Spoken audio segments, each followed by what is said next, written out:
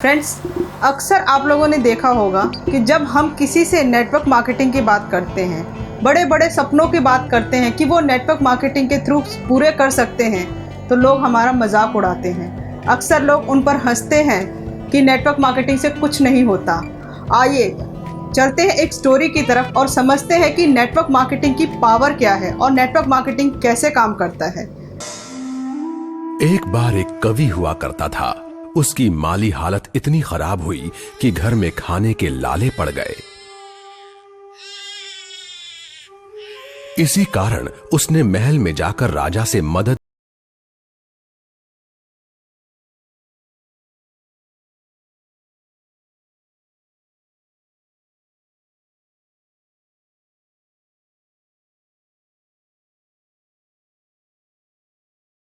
शुरू कर दी।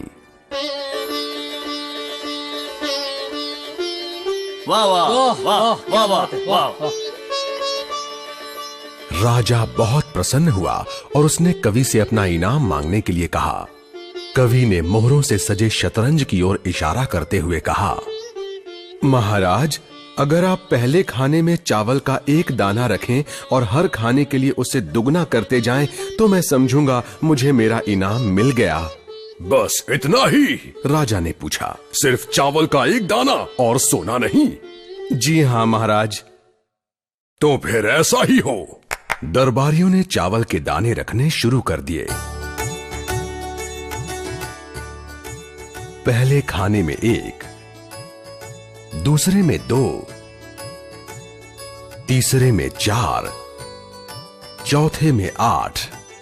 इस तरह वो रखते गए। जब 10वें खाने में चावल रखने की बारी आई तो उन्हें चावल के 512 दाने रखने पड़े।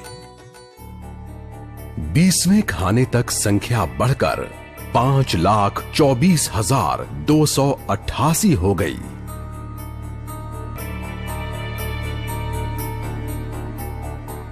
आधे हिस्से तक आते आते 32वें खाने में चावल के दानों की गिनती 214,74,83,648 हो गई।